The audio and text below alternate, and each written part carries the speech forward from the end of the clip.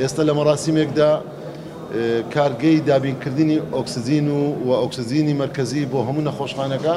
وێڕای ئەوەی کە لە ماوەی ڕابردوودا بە تایبەتی لە ڕەوشی کۆڕۆنادا